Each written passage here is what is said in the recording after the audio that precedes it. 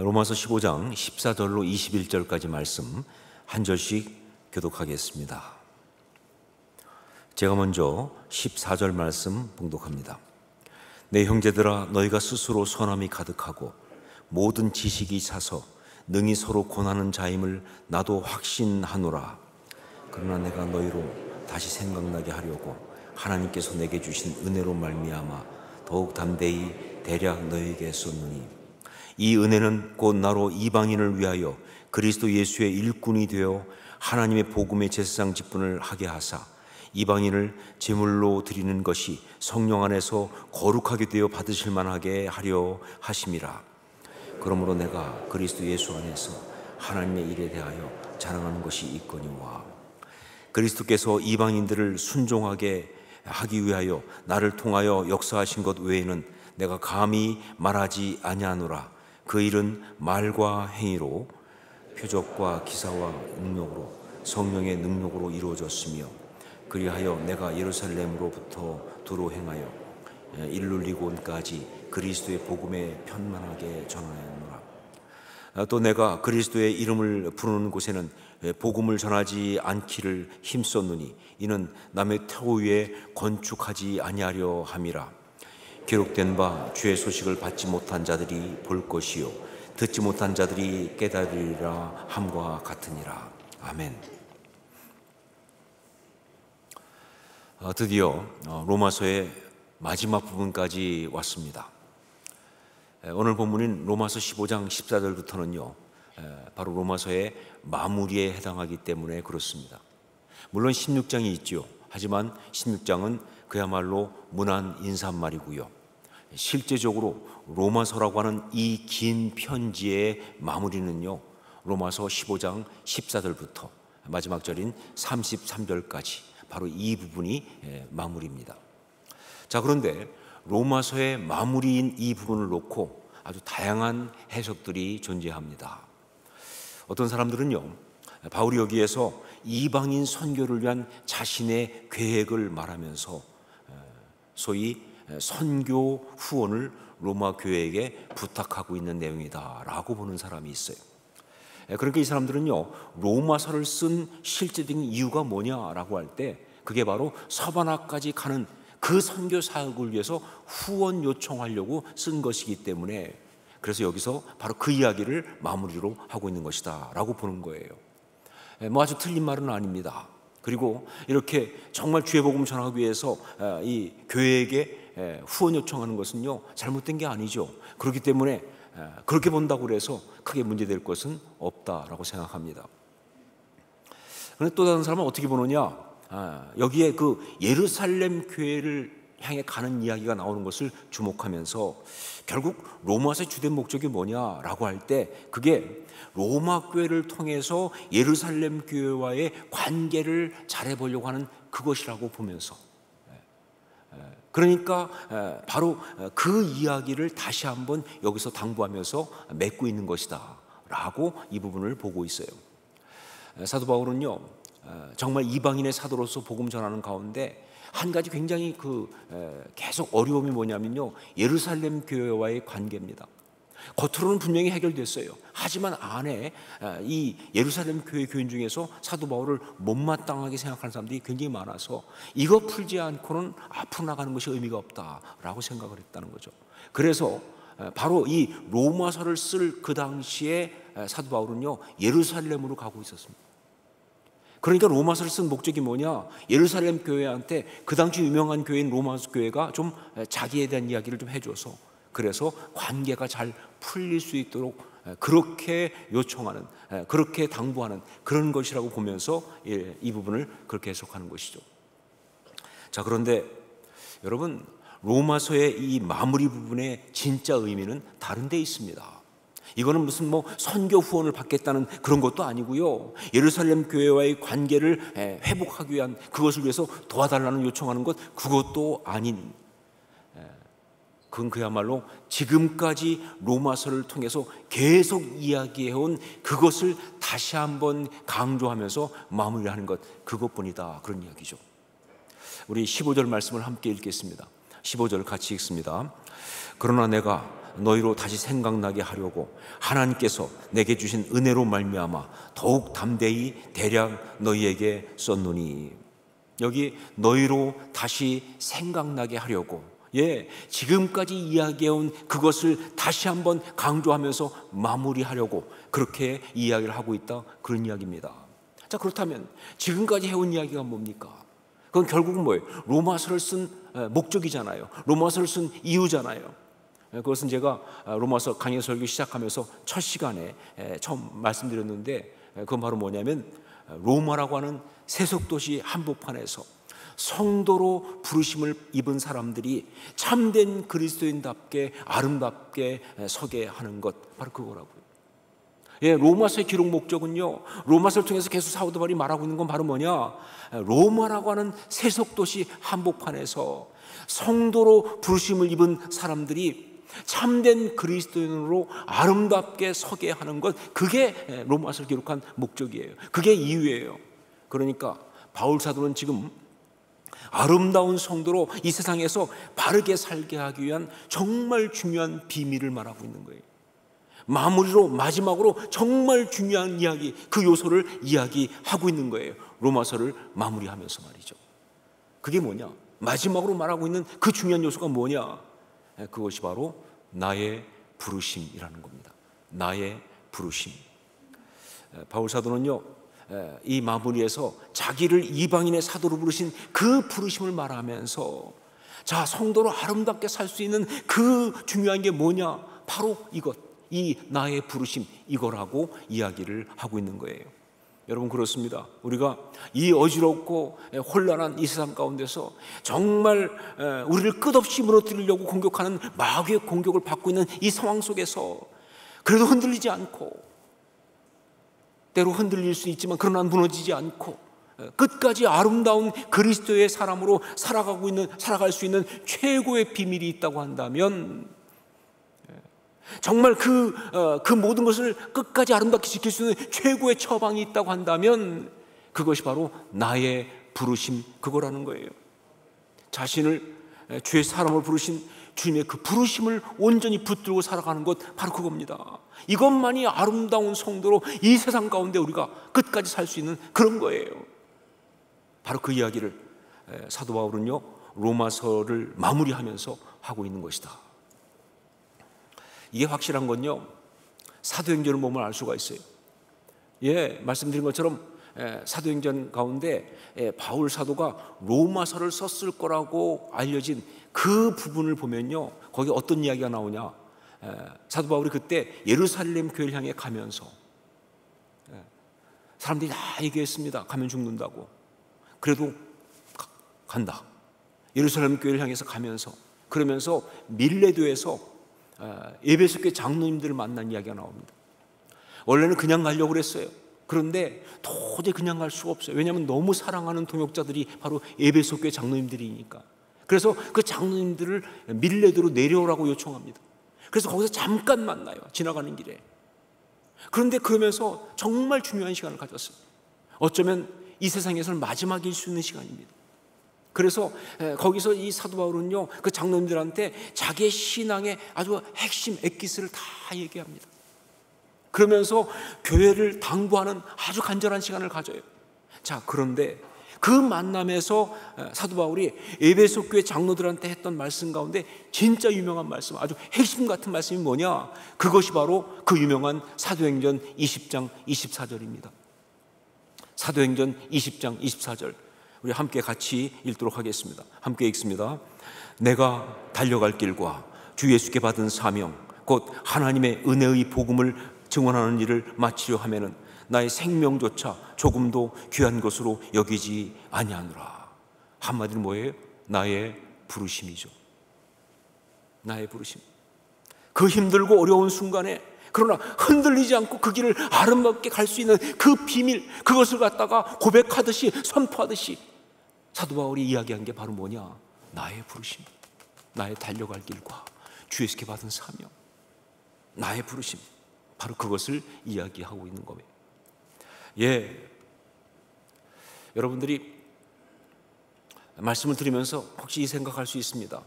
목사님이 계속 그냥 부르심이라고 하지 않고 나의 부르심이라고 얘기하시는데 혹시 거기에 무슨 특별한 의미가 있는 거냐? 예, 있습니다. 예, 그냥 부르심이라고 하지 않고 나의 부르심이라고 하는 것은요, 이게 의미가 있어요. 왜냐하면요, 지금 바울 사도가 자기가 이방인을 위해 부름받은 이 이야기를 하고 있는 이 부르심의 이야기는요, 사도 바울이 이걸 특별하게 얘기하고 있는 거거든요. 어떤 거냐? 이 로마서 이 15장 15절 말씀 보면요, 그걸 갖다가 내게 주신 은혜 이렇게 말하고 있거든요. 내게 주신 은혜. 근데 여러분, 이 내게 주신 은혜라는 이 표현은요, 바울 서신 곳곳에 나오는데 이건 굉장히 특별한 의미가 있는 거예요. 이게 뭐냐? 한마디로 말하면 바로 데스티니, 즉 숙명이다, 그런 뜻입니다. 데스티니, 숙명이라는 거예요. 그러니까 이 내게 주신 은혜, 이게 무슨 말이냐? 하나님이 만세 전부터 나를 택정하시고, 그리고 나의 삶 가운데 당신의 때에 찾아와서 나를 구원하시어서 당신의 사람을 삼으시면서 그러면서 주신 그 부르심, 예, 그냥 부르심이 아니에요. 하나님께서 만세전에 나를 택정하시고, 그리고 내 삶 가운데 찾아와 나를 구원하시면서 당신의 사람으로 삼으시면서 그러면서 그때 주신 그 부르심, 이걸 말하는 거예요. 스캇 브레너라고 하는 찬양 사역자가 있습니다. 이분은 미국에서 변호사로도 일한 적도 있어요. 그런데 찬양 사역에 대한 이 부르심, 이것을 갖다가 도저히 놓을 수가 없어서 다시 찬양 사역자가 된 사람이에요. 그러니까 어렸을 때부터 찬양 사역하고 막 굉장히 그랬는데 중간에 변호사를 했지만 그러나 안 되겠다 해서 찬양 사역자로 이제 헌신하고 사역한 사람이에요. 자, 그런데 이분이 찬양 사역을 하던 중에 미국에서 한국에 나옵니다. 그래서 한국에 나와서 한국에서 찬양 사역을 해요. 한국말도 잘 못하는데. 그래서 레이지파 미니스트리 이런 것, 또 다윗의 장막 이런 걸 통해서 찬양 사역을 하는데 정말 굉장한 대단한 영향을 미쳤죠. 그뿐 아니라 이분이 한국에서 사역할 뿐만 아니라 한국 부인하고 결혼했어요. 그리고 최근에는 얼마 전에 한참 됐지만 한국에서 교회를 개척했어요. 주님의 교회라고. 그래서 지금 개척교회 하고 계세요. 정말 독특한 분이죠. 자, 그런데 이 스캇 브레너 목사님이 한 번은 어떤 신문과 인터뷰를 하면서 거기서 이제 이렇게 물었습니다. 한국에서 이렇게 사역하게 된 이유가 뭐냐? 그때 이 스캇 브레너 목사님이 그 대답을 하면서 이렇게 말하셨어요. 정말 놀랍게도 자기가 미국에서 어릴 때부터 다녔던 그 모교회가 선교사를 파송했는데 어디로 파송했느냐? 한국으로 파송했다는 거예요. 그래서 선교사가 와서 자주 이렇게 선교 보고할 때마다 한국에 대해 듣기 시작했다는 거예요. 이게 쫙 깔린 거예요, 한국에. 그러다가 나중에 자기가 찬양 사역자가 하면서 찬양 사역하는 중에 특별한 성령 체험을 하게 되는데, 좀 이게 캐리스메릭한 이야기긴 하지만 어떤 거냐? 자기가 막 그때 방언으로 기도하는데 그 방언이 한국말이었다는 거예요. 그리고 기도의 내용이 뭐였느냐? 옆에서 아는 사람한테 물어보니까 그게 나를 한국으로 보내주십시오. 한국을 섬기고 싶습니다. 이런 기도를 방언으로 했다는 거예요. 그러면서 많은 그 한국의 사역자들을 통해서 연결되면서 한국 나오게 된 거예요. 그러면서 마지막에 이렇게 말하더라고요. 한국은 결국 이렇게 말할 수 있습니다. 한국이 나의 부르심이었다고. 자, 그런데 그때 이 스캇 브레너 목사님이 사용한 나의 부르심이란 이 말은요, 그냥 쓰는 말이 아니라 독특한 말이죠. 왜냐하면요, 스캇 브레너 목사님이 지은 찬양 중에 대표적인 찬양 중에 하나 제목이 바로 나의 부르심이거든요. 나의 부르심. 자, 그런데 그 나의 부르심이란 그 찬양 한국말로도 쓰고 영어로도 가사를 붙였는데 본인이, 근데 그 영어 가사가 의미가 있습니다. 이 나의 부르심이란 말의 영어 표현이 뭐냐? 그것이 This is my destiny라고 합니다. This is my destiny. 예, 이건 정말 의미가 있다고 생각해요. 그래요. 나의 부르심, 그것은요, 나의 삶 전체를 예정하시고 부르시고 구원하신 하나님이 내게 주신 데스티니, 운명 같은 거예요. 숙명 같은 거예요. 선택이 아닙니다. 그냥 나라는 사람을 부르심으로 빚어내신 그 모습인 거예요. 내가 그렇게 부름받은 자로 살아가야 될 그 이야기인 거예요. 구체적인 건 많이 있겠죠. 여러 가지가 뭐 이것도 있고 저것도. 그러나 그 모든 것은 다 뭐냐, 나를 구원하시면서 부르신 하나님이 나를 부르면서 내가 너를 이렇게 쓰고 싶다라고 부르신 그 부르심이니까 이건 숙명 같은, 데스티니예요. 운명 같은 거예요. 바로 이겁니다. 여러분, 우리가 정말 이 어지럽고 혼란한 세상 속에서 아름다운 성도로 살아가기에 진짜 필요한 게 뭐냐, 바로 이 나의 부르심, 이거예요. 내 삶 전체를 통하여 하나님이 운명처럼 부르신 그 부르심 말이죠. 나의 출생을 통해서, 그리고 나의 삶의 모든 걸 통해서, 내가 정말 하나님 안에서 만난 그 모든 관계들을 통해서, 그리고 무엇보다 내 삶 가운데 내가 겪었던 정말 힘들고 어려웠던 그 모든 고통스러웠던 체험, 그걸 이기면서 받았던 은혜, 그리고 있다면 성령님의 초자연적인 감동을 통하여 하나님이 직접 주신 말씀 등등, 이 모든 걸 통해 내가 확실하게 붙들게 된 바로 그 나의 부르심, 이게 있어야 제대로 살 수 있다, 그 말입니다. 며칠 전에 잠자리에 들면서 TV를 봤는데, 그때 거기 보니까 EBS 거기에서 필리핀 마닐라 빈민촌에 사는 아이들 이야기가 나오고 있더라고요. 천국의 아이들 뭐 이런 제목이었던 것 같아요. 스모키 마운틴이라고 저도 한번 가봤던 곳입니다. 진짜 막 쓰레기 더미 같은 곳인데 이제 거기에 사는 사람들 이야기. 그런데 제가 중간부터 봐서 정확히 모르겠지만 거기 한 12살 되는 아이가 나와요. 이름이 마크제였던가. 근데 그 아이는요, 어머니가 돌아가셨어요. 그리고 아버지는 나이가 많아요. 그리고 아파요. 그래가지고 정말 아버지가 도움을 못 줘요. 오히려 반대로 이 아이가 아버지를 먹여 살려. 근데 어떻게 먹여 살리냐면 쓰레기 주워가지고, 거기가 쓰레기 매립장이었으니까 막 곳곳에 고철 같은 거 있는 거를 다 그냥 가서 주워가지고, 어떤 때는 이쪽에 없으니까 바다를 건너요. 마닐라만을 건너서 막 목숨 걸고 헤엄쳐 건너서 거기 가서 주워가지고, 그걸 가지고 이제 팔아서 그 얼마 안 되는 돈 받아가지고 그거로 쌀도 사고 소세지도 사고, 그러면서 먹을 걸 사갖고 와서 아버지하고 함께 먹어요.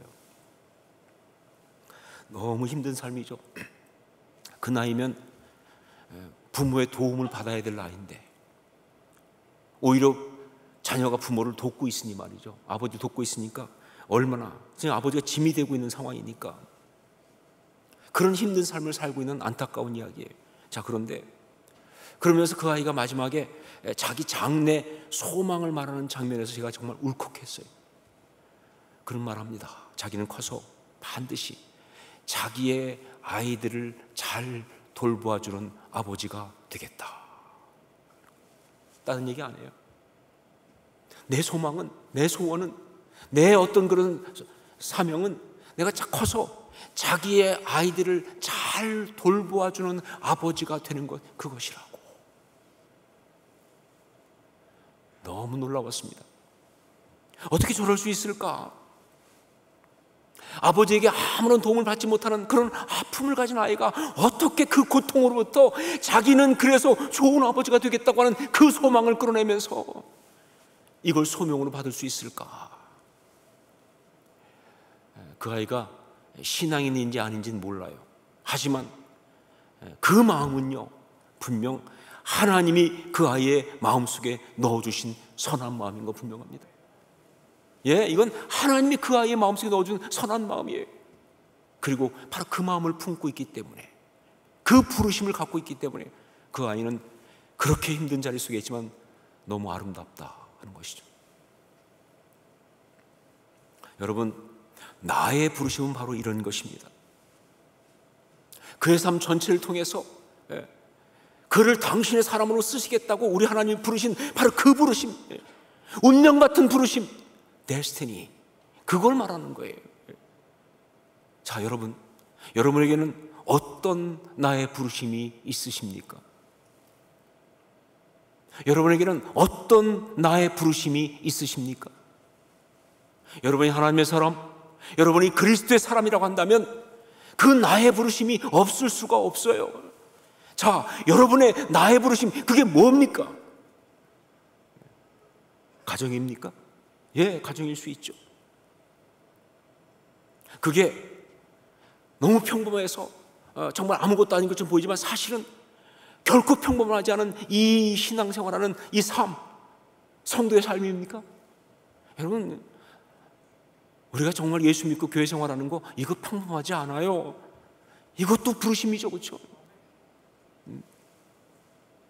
혹은 하나님 주신 자녀의 부모로 살아가는 것, 그것입니까? 그렇죠. 하나님에게 자녀 주셨으면요, 그 자녀의 아버지가 어머니가 되어 살아가는 것은요 어마어마한 부르심이죠. 혹은 가정을 이루어 살아가면서 배우자로 살아가는 거, 그겁니까? 누군가의 아내, 누군가의 남편으로, 그래서 함께 가정을 이루어 살아가는 그겁니까? 당연하죠. 하나님의 부르심이 없이 어떻게 하나님의 가정이 이루어지겠습니까? 아니면 직장에서 그리스도인으로서 성실하게 일하면서 주님의 증인된 삶을 살아가는 것, 바로 그겁니까? 무엇입니까? 자, 그런데 여러분, 나의 부르심, 그것은요 솔직히 그렇게 특별할 필요가 없습니다. 거창할 이유도 없습니다. 우리가 자꾸 부르심 얘기하면은 어떤 선교사의 부르심 혹은 어떤 위인들의 부르심처럼 굉장한 거 생각하는데, 아니요. 정말 많은 경우요 너무나 사소해서 우리가 그게 부르심인지도 모를 수 있을 만큼 그렇게 평범할 수도 있어요. 그러나 여러분, 그게 무엇이든지 간에 그것은 우리한테는 너무나 중요한 겁니다. 특별히 우리가 아름다운 그리스도로 이 땅 가운데 살아가기 위해서는요 너무나 중요한 거예요. 반드시 붙들고 가야 되는 거예요. 끝까지 붙들고 있어야 되는 거예요. 그만큼 중요한 거예요. 자, 그렇다면 나의 부르심, 그걸 붙들어서 아름다운 성도의 삶을 살 수 있다고 했는데 어떻게 해야 하는가? 지금 내가 나의 부르심이 뭔지 알고 있다고 한다면 어떻게 해야 그 부르심을 통해서 정말 아름다운 그런 삶을 우리가 살 수 있을까? 두 가지 중요한 포인트를 말씀드립니다. 첫 번째가 뭐냐? 부르심의 본질을 놓치지 않아야 합니다 하는 겁니다. 부르심의 본질을 놓치지 않아야 합니다. 우리 20절 말씀을 함께 읽겠습니다. 20절 같이 읽습니다. 또 내가 그리스도의 이름을 부르는 곳에는 복음을 전하지 않기를 힘썼노니 이는 남의 터 위에 건축하지 아니하려 함이라.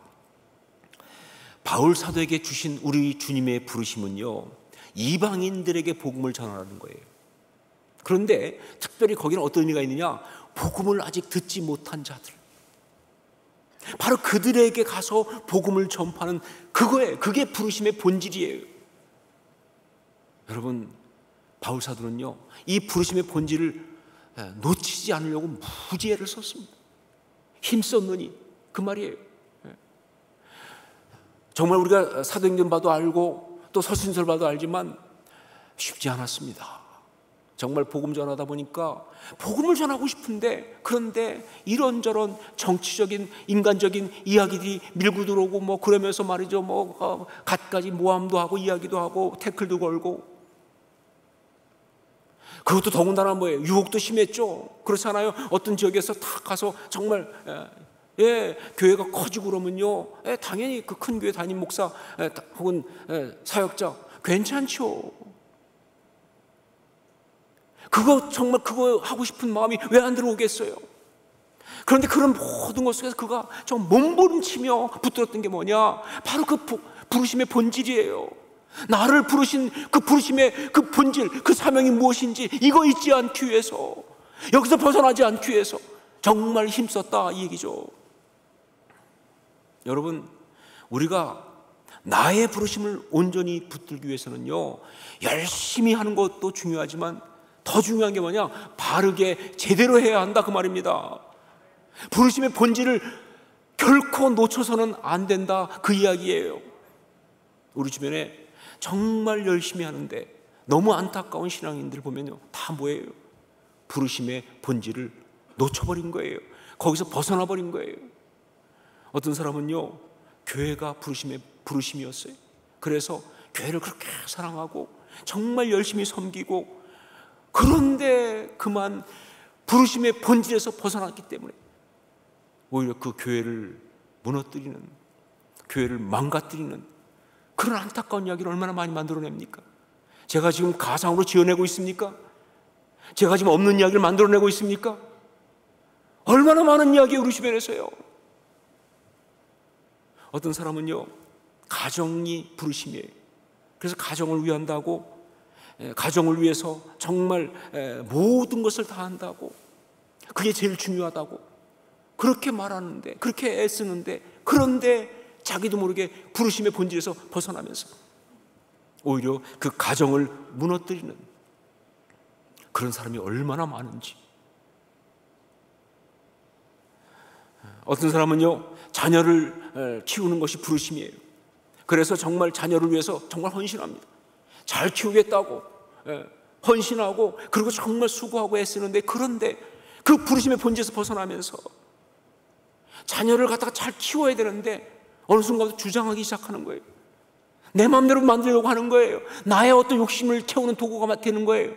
부르심 본질을 벗어나면서, 그러면서 자녀의 가슴에 씻을 수 없는 상처를 남기는 사람이 얼마나 많으냐 그 말이에요.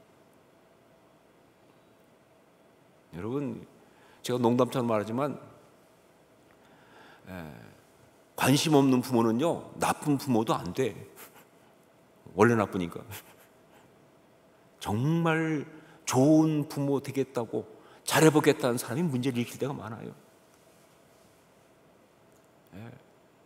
본질을 벗어나니까. 이게 이렇게 무서운 거예요. 주님을 정말 사랑하고 섬기는 것, 이게 나의 부르심이다. 그래서 거기에 헌신하고 정말 주님 사랑합니다, 정말 주님 섬기고 원합니다. 그런데 이런 사람들이 너무나 놀랍게도 오히려 주의 영광 가리고 우리 주의 마음을 아프게 하는 그런 경우가 많이 있는 이유가 뭐냐? 딱 한 가지죠. 부르심의 본질에서 벗어난 거예요.